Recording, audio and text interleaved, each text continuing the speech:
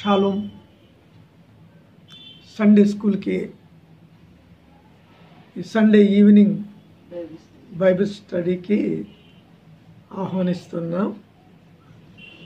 మత్తయి సువార్త 10వ అధ్యాయము 17, 18 వచనాలని మనం చదువుకుందాం. 16 కూడా చదువుకుందాం. 16, 17, 18 3 వచనాలని మనం చదువుకుందాం. ఇదిగో తోడేళ్ల మధ్యకు గొర్రెలను పంపినట్లు నేను మిమ్మను పంపుచున్నాను కనుక పాముల వలె వివేకులను, పావురం వలె నిష్కపటులై ఉండుడి. మనుష్యులను గూర్చి జాగ్రత్త పడుడి. వారు మిమ్మను మహాసభలకు అప్పగించి తమ సమాజ మందిరంలో మిమ్మల్ని కొరడాలతో కొట్టింతురు. వీరికిని అన్ని జనులకును సాక్ష్యార్థమై వారి నిమిత్తము వీరి అధిపతుల యొద్దకును రాజుల యొద్దకును తేబడుదురు. దేవుడు తన పరిశుద్ధ వాక్యం దీవించును గాక. ఆమేన్, ఆమేన్. మత్తయి సువార్త 10వ అధ్యాయంలో 16వ వచనం చెప్పేశాను. ఇదిగో తోడేళ్ల మధ్యకును గొర్రెలను పంపినట్లు నేను మిమ్మల్ని పంపుచున్నాను కనుక పాముల వలె వివేకులను, పావురం వలె నిష్కపటులై ఉండుడి అనే మాట నేను చెప్పాను.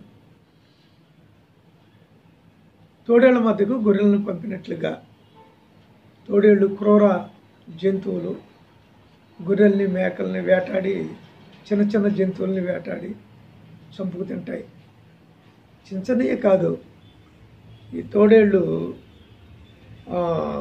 నార్త్ పోల్లో అయితే యాక్ అంటారు కదా, జడల బర్రెలను కూడా అవి వేటాడుతూ ఉంటాయి. అలాగే మన ఫారెస్ట్లో ఆఫ్రికాలో ఉంటున్న అడవుల్లో దున్నపోతులను కూడా అవి వేటాడుతాయి. సింహాలు, పుల్లే కాకుండా తోడేళ్ళు కూడా వేటాడుతూ ఉంటాయి. కుక్కలు కూడా, వైల్డ్ డాగ్స్ అంటారు కదా, అవి కూడా వేటాడుతూనే ఉంటాయి.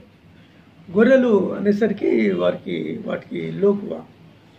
గొర్రెల్ని అవి చంపుకొని తినేస్తాయి, హాని తలపడతాయి. అదేవిధంగా లోకంలోకి నేను పంపిస్తున్నాను. లోకంలో ఉన్న వారందరూ తోడేళ్ల వంటి వారు, క్రూరమైన ప్రజలు. కనుక మీరు ఎలా ఉండాలి, ఎలాగా మసలుకోవాలి అంటే పావురం వలె వివేకంగా ఉండాలి అన్నాడు.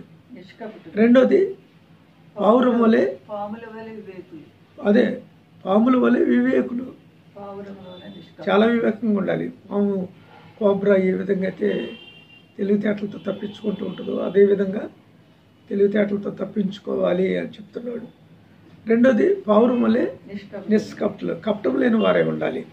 అంటే ప్రజలు దేవుని సువార్తకు వ్యతిరేకంగా తిరగబడుతున్నప్పుడు మనం వాళ్ళని చంపేయడం కానీ, వాళ్ళ ఇల్లు తగలబెట్టేయటం కానీ, ఇప్పుడు మణిపూర్లో అయ్యే జరుగుతున్నాయి అల్లర్లు. అక్కడ చంపేయటాలు, ఇల్లు తగలబెట్టేయటాలు జరుగుతూ ఉన్నాయి. అంటే కుకీల్ని నానా చిత్రహింసలు చేస్తున్నారు మైతీలు అంటే హిందువులు, కుకీలు అంటే క్రైస్తవులకి అక్కడ శ్రమలు వస్తున్నాయి. కానీ ప్రధాని నరేంద్ర మోడీ ఇంతవరకే ఏ విధమైన స్టేట్మెంటు ఇవ్వకుండా తప్పించు తిరుగుతున్నాడు. మరి ఐరోపా దేశాల్లో ఉంటున్న క్రైస్తవులు అందరూ ఆయన్ని ఏం ప్రశ్నిస్తున్నారో నాకైతే తెలియదు. కానీ తప్పనిసరిగా మరి ఆ విషయంలో చాలా సీరియస్గా ఉండాలి క్రైస్తవులు అందరూ కూడా. అందుకే మోడీ మీద ఒత్తిడి తీసుకొని రావాలి. ఈ పాస్టర్లు ఏం చేస్తారంటే దశంభాగాలు, కానుకలు లెక్కెట్టుకోవటమే కానీ అసలు దేశంలో ఏం జరుగుతుందో అనేది వారు లెక్కించట్లేదు, పట్టించుకోవట్లేదు. అందుకే నేను చెప్పేది ఏంటంటే క్రైస్తవులకు వ్యతిరేకంగా ఏది చిన్న ఇది జరిగినప్పుడు కూడా ఇంచుమించుగా క్రైస్తవులు 20 కోట్ల మందికి పైగా ఉన్నారు ఇండియాలో, 20 కోట్ల మందికి పైగా. అలాగే ఇస్లాం మతానికి సంబంధించిన వాళ్ళు 30 కోట్లకు పైగా ఉన్నారు. ఇక్కడే 50 కోట్ల మంది అయిపోయారు. బౌద్ధులు కూడా ఇంచుమించుగా 50 కోట్ల పైగా ఇండియాలో ఉన్నారు. ఇప్పుడు ప్రపంచవ్యాప్తంగా 100 కోట్లు ఉన్నారు వాళ్ళు. హిందువులు చాలా తక్కువ మంది అనమాట. ఇండియాలో మాత్రం 50-50 ఉంటారు.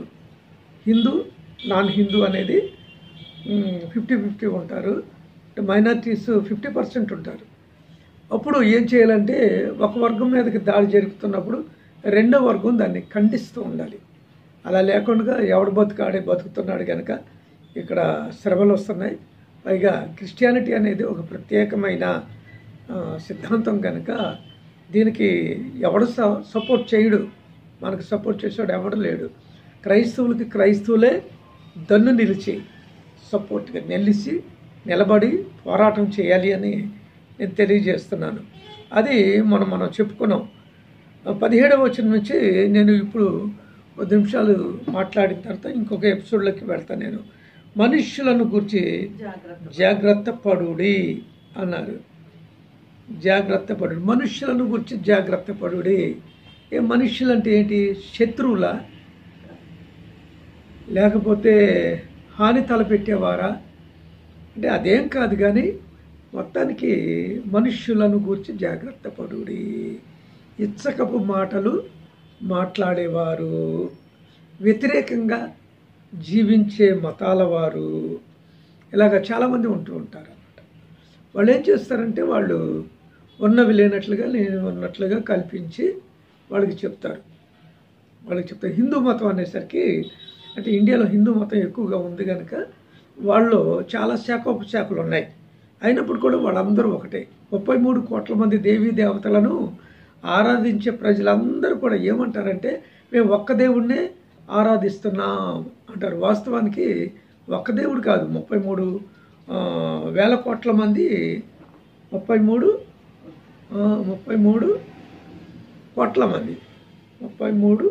కోట్ల మంది దేవీ దేవతలు ఉన్నారు అంటారు. 33 కోట్ల మంది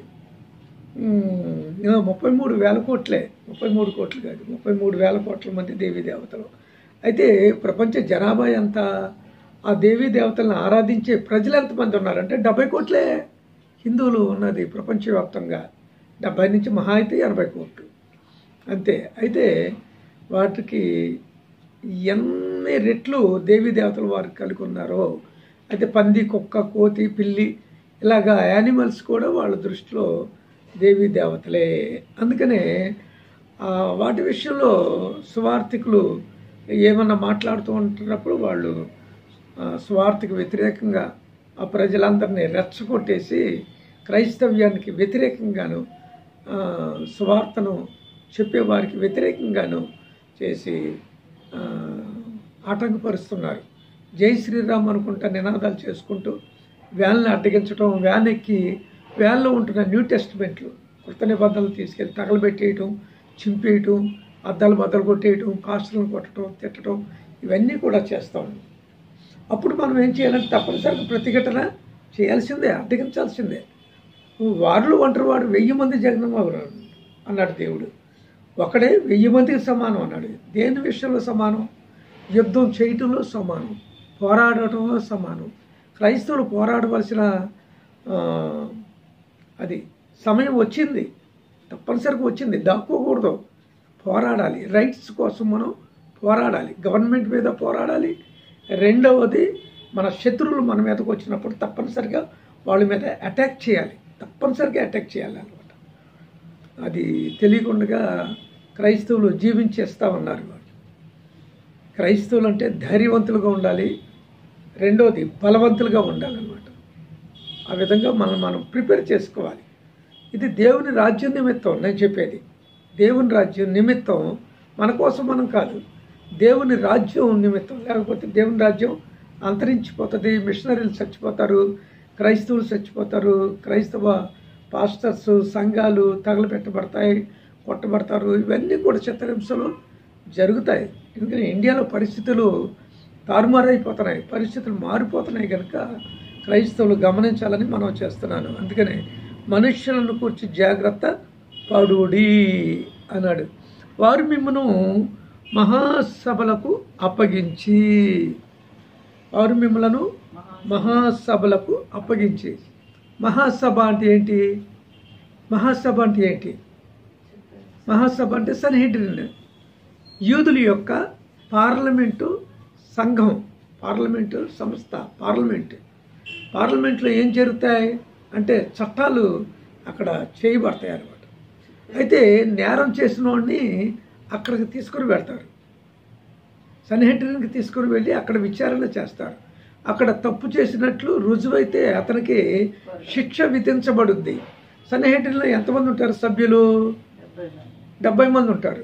మందంటే భారతదేశం ఇండియా పెద్దది కనుక 370 మందో 80 మందో మెంబర్స్ ఉంటారు, ఇక్కడ ఎంపీస్ ఉంటారు. కానీ ఇజ్రాయెల్ దేశానికి 70 మందే సన్హెడ్రిన్ సభ సభ్యులు ఉంటారు. ఈ 70 మంది కూర్చొని తీర్పు తీరుస్తారు. ఇది దేశానికి సంబంధించిన తీర్పు ఒకటి, రెండవది మతానికి సంబంధించిన తీర్పు ఒకటి. ఇది యేసుప్రభు చెప్పింది ఏంటంటే ఇది మతానికి సంబంధించిన తీర్పు. ఈ మత తీర్పులో ఏమని తీసుకొస్తారంటే ప్రభుత్వం మీద కూడా తిరుగుబాటు చేస్తున్నారు అనేది కూడా తీసుకొని వస్తారు. పన్నులు కట్టొద్దు అంటున్నారని యేసుప్రభు మీద తిరుగుబాటు తీసుకొని వచ్చారు. రెండవది నేనే దేవుణ్ణని చెప్పుకుంటున్నాడు అనేది. ఒకటేమో ప్రభుత్వానికి వ్యతిరేకంగా మాట్లాడుతున్నాడు, రెండవది మతానికి వ్యతిరేకంగా, యోధా మతానికి వ్యతిరేకంగా ఈయన మాట్లాడుతున్నాడు అనేది తీసుకొని వచ్చారు. ఇటువంటివి భారత రాజ్యాంగంలో చాలా ఉంటాయి, చాలా ఆర్టికల్స్ ఉంటాయి. కనుక ఏదో ఒక ఆర్టికల్ తీసుకొని వస్తారు, ఈ ఆర్టికల్కి విరుద్ధంగా మాట్లాడుతున్నారండి అని. మొన్న అమిత్ షా మాట్లాడలా, ఏంట్రా బాబు అంబేద్కర్ అంటారేంటారు మీరు? ఏ రాముణ్ణి కృష్ణుణ్ణి మీరు తలుచుకుంటే మీకు మోక్షం కలుగుద్ది అని చెప్తున్నాడు. ఎవడు చెప్పింది? రాముడిని తలుచుకుంటే మోక్షం కలుగుద్దని, కృష్ణుడిని తలుచుకుంటే మోక్షం కలుగుద్దని ఎవడు చెప్పాడు? అవన్నీ కల్పిత పాత్రలు లేరు. అసలు హిస్టరీ మనం చూసినట్లయితే, చరిత్ర చూస్తే అసలు ఇండియన్ హిస్టరీలో వాళ్ళు లేనప్పుడు వాళ్ళని ఎలా తలుచుకుంటాం మనం? అంబేద్కర్ అంటే భారత రాజ్యాంగాన్ని రాశాడు, దళిత నాయకుడు, దళితుల్ని ఒక స్థాయిలోకి తీసుకొచ్చింది ఆయన, కనుక ఆయన్ని గౌరవిస్తారు వాళ్ళు. అలాగే క్రైస్తవులు కూడా హింసలు జరగబోతున్నాయి. సన్హెడ్రిన్కి మిమ్మల్ని అప్పగించినప్పుడు అక్కడ మీకు జైలు శిక్ష విధించబడుద్ది అంటున్నాడు.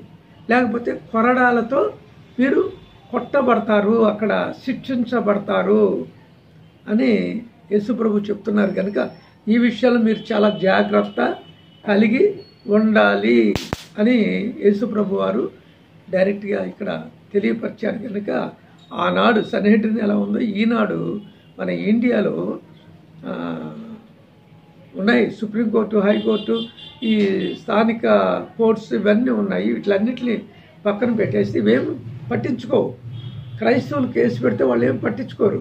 వాళ్ళు కేసు పెడితే క్రైస్తవుల్ని 4 తిప్పలు పెట్టేస్తూ ఉంటారు అన్నమాట. కనుక ఈ విషయాల్లో చాలా జాగ్రత్త కలిగి క్రైస్తవులందరూ సమిష్టిగా పోరాటం చేయాలి అని తెలియజేస్తూ ఈ నా మాటలో ముగిస్తా ఉన్నాను. షాలోమ్.